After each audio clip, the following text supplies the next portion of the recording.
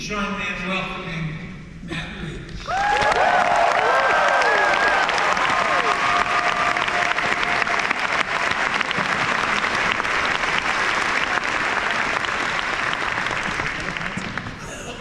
Thank you so much, Frank.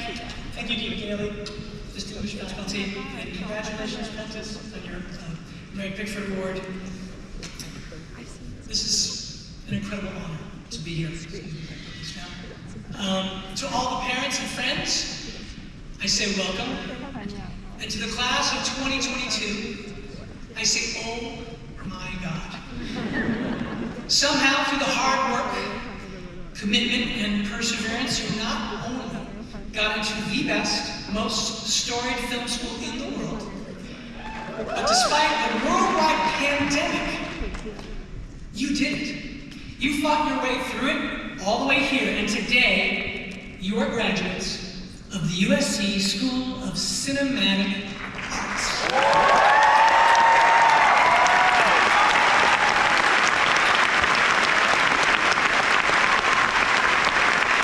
Congratulations. Now, I have to say that I myself wanted to go to this school since I was a kid. Ever since I was really inspired by, actually, Martin Scorsese.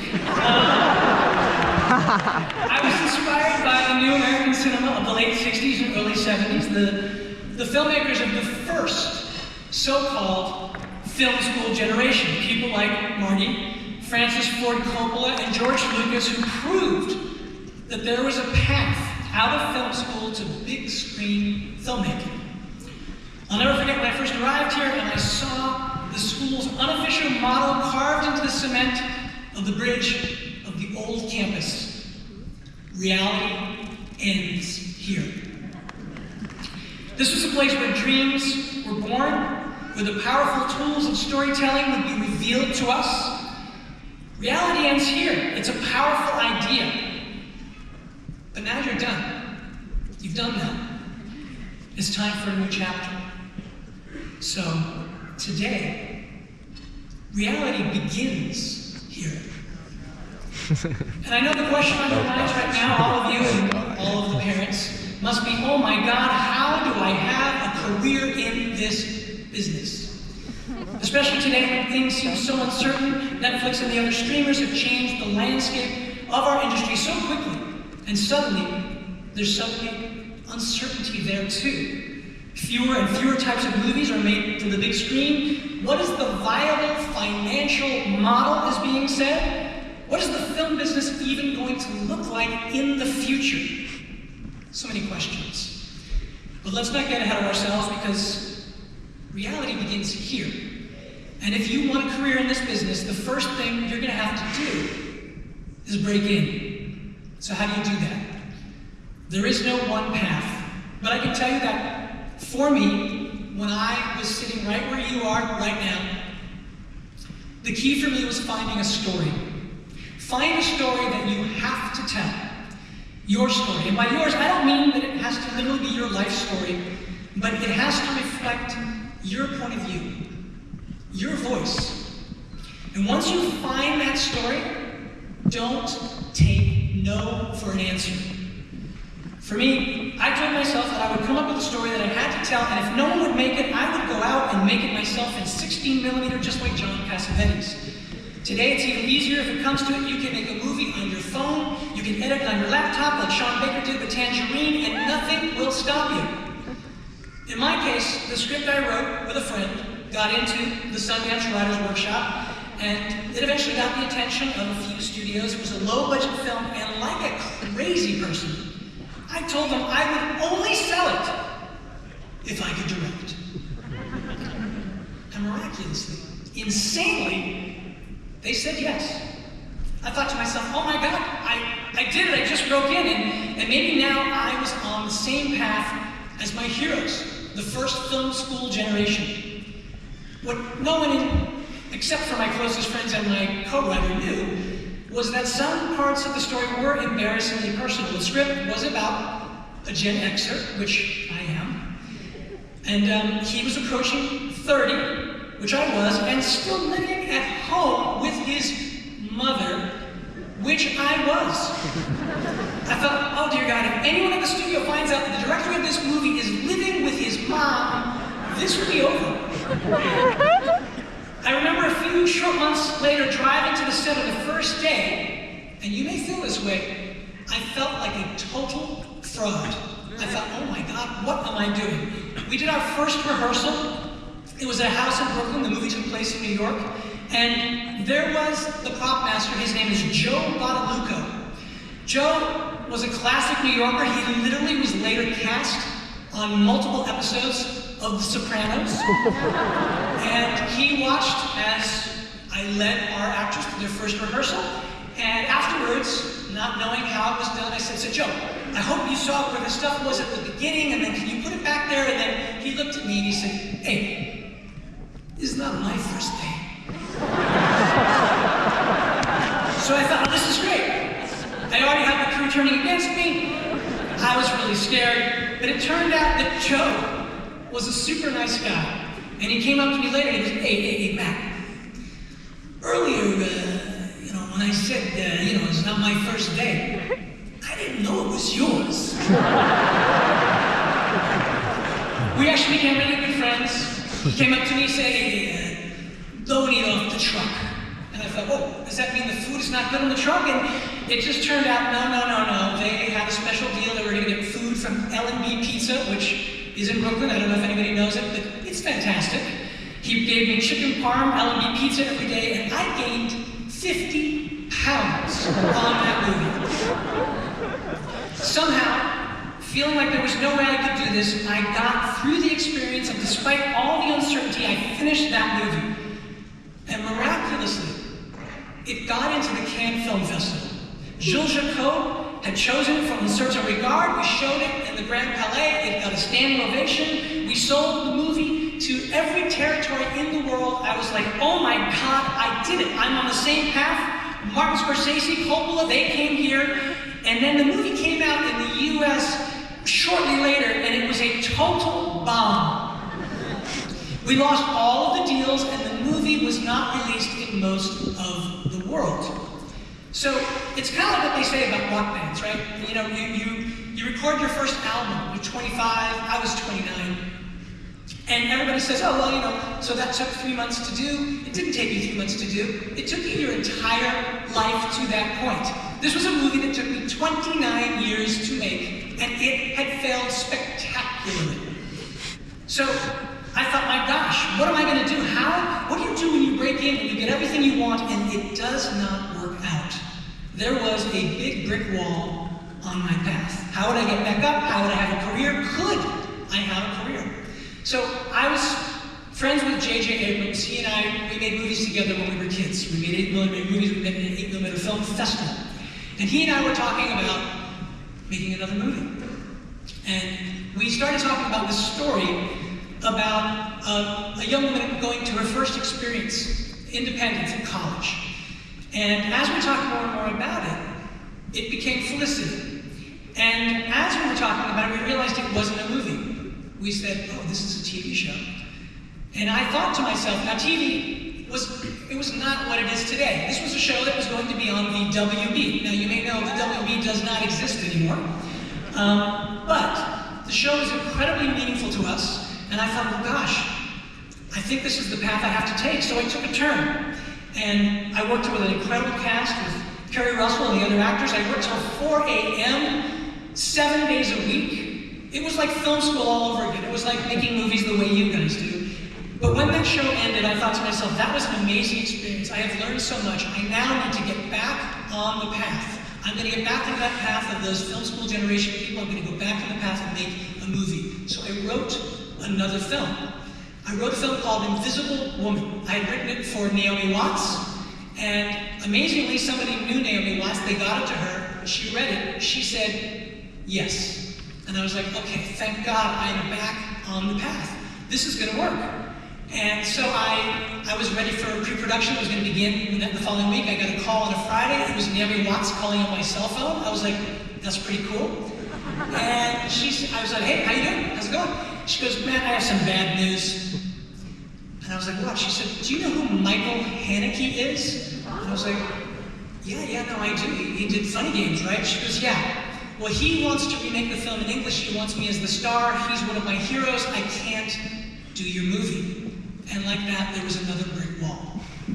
So I thought, what am I going to do? And JJ turned to me and he said, hey, I know what you're going to do. You're going to direct Cloverfield. And I was like, wait. The giant monster movie that you're working on, the movie with the handycam movie? And he said, yeah. I said, oh my God, it's like a genre movie. Am I a genre guy? Do I know anything about genre? And he goes, it doesn't matter that you don't know about genre because you care about character and you'll make it real. I know that this is the right thing for you. And I was like, okay, I just don't, can I read the script? And he said, no, there isn't one. And I was like, well, what do you want me to do? He said, why don't you talk to Drew Goddard, who's writing the outline? And I said, well, why don't I wait until you finish the script? And he said, no, you can't do that. And I said, why? And he said, because we're making the movie in 12 weeks. And I was like, oh my God, do I do this?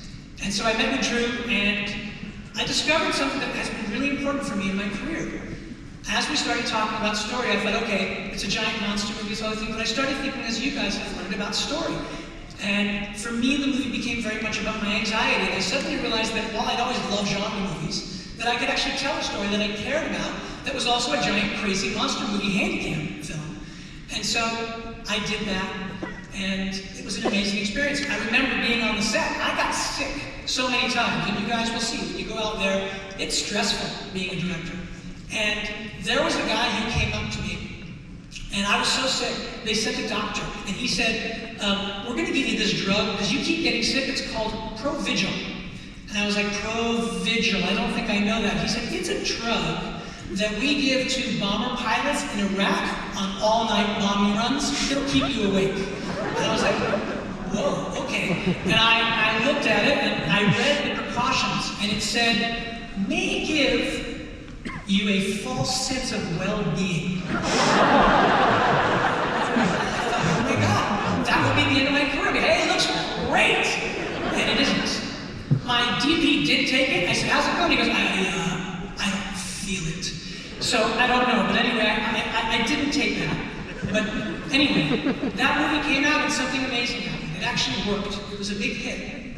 And so I thought, okay, this has got to get me some capital. And so I used that capital to go back to the Cannes Film Festival and try and raise money for Invisible Woman. Only this time, I decided I would cast Carrie Russell, who when I wrote the script was too young. By this time, she was the right age. And I thought, for sure, we'll be able to set this up. We just had a hit, this is gonna work. And then, just like today, there was a cataclysmic change in the industry, and all of these independent film companies went out of business. Vantage, Picture House, and suddenly I couldn't get that movie made. And so I was approached about doing a film that was a remake of a movie that hadn't been released yet. It was a Swedish vampire film called Let the Right One In. I watched the movie and I was like, this is incredible.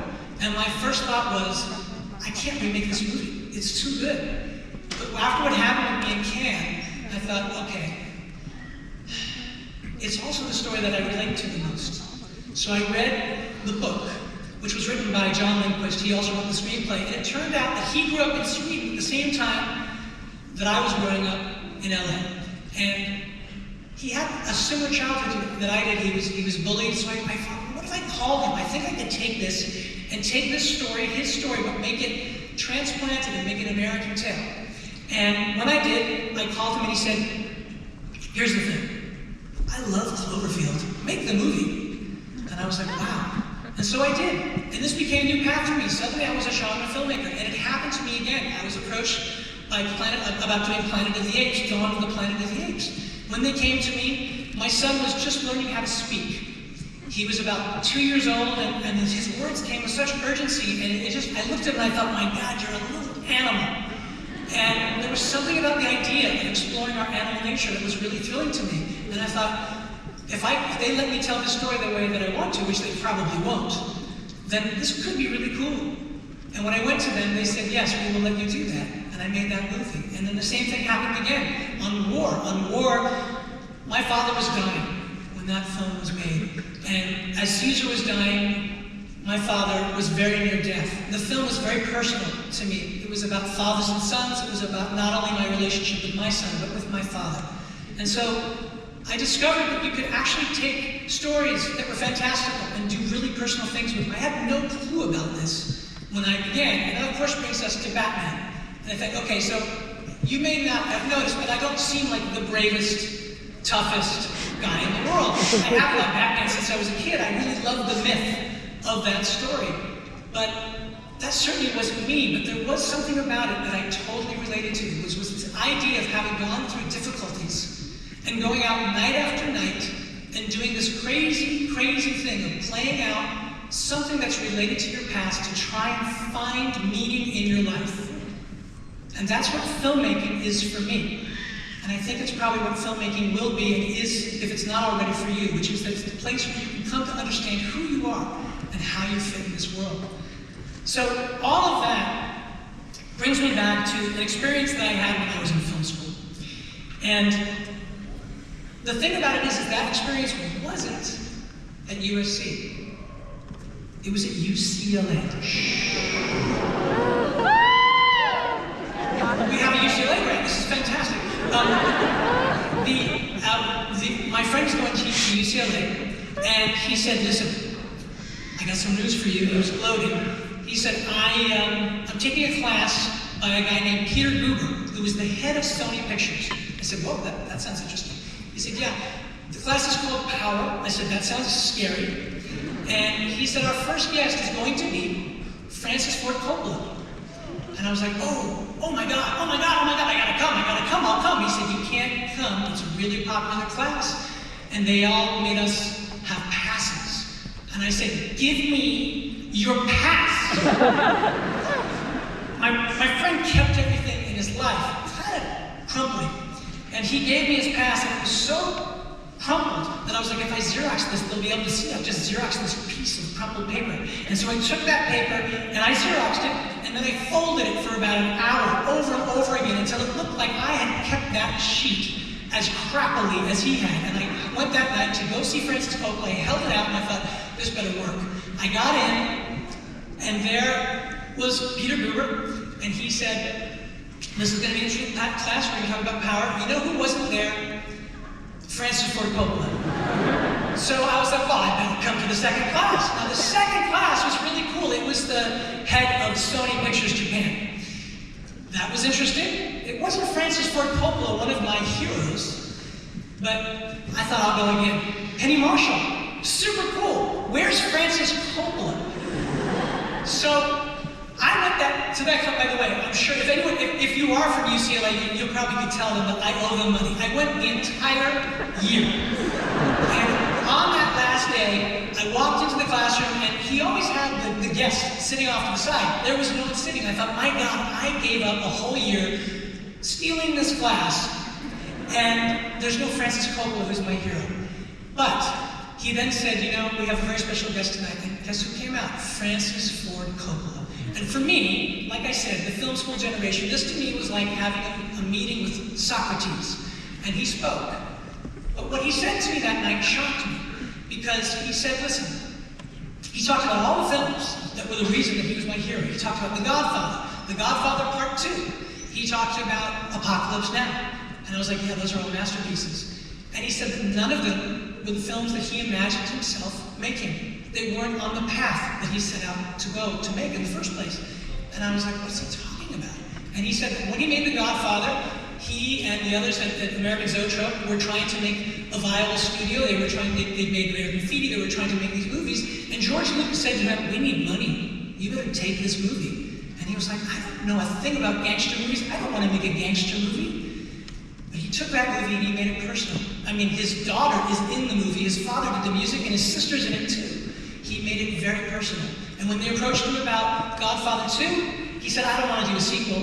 And they said, "Well, you could do anything you want." He said, "Well, the only thing that would be interesting to me is if I could follow the demise of the son as he kind of goes up his decline down as the rise of the father. And I have these two time periods, I cut them together. You'll never do that." And they said, "No, we'll do that."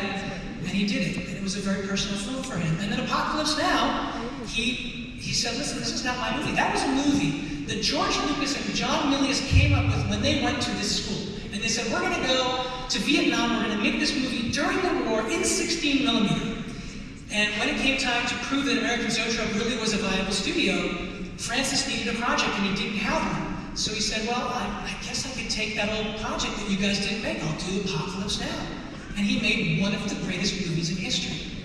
So, what is the point of this? The point of this is that night, I didn't understand a single thing that he was trying to say, but I understand it now, because that's what's happened to me, that I took a similar detour from a path that I set out on. So you guys all may think you know where you're going, and you may get there exactly the way that you think you're going to, but that's generally not the way that life works. I set out never to be a so-called genre director, but for me, it has been an unexpected path to personal work in a career of popular entertainment, and I am so grateful.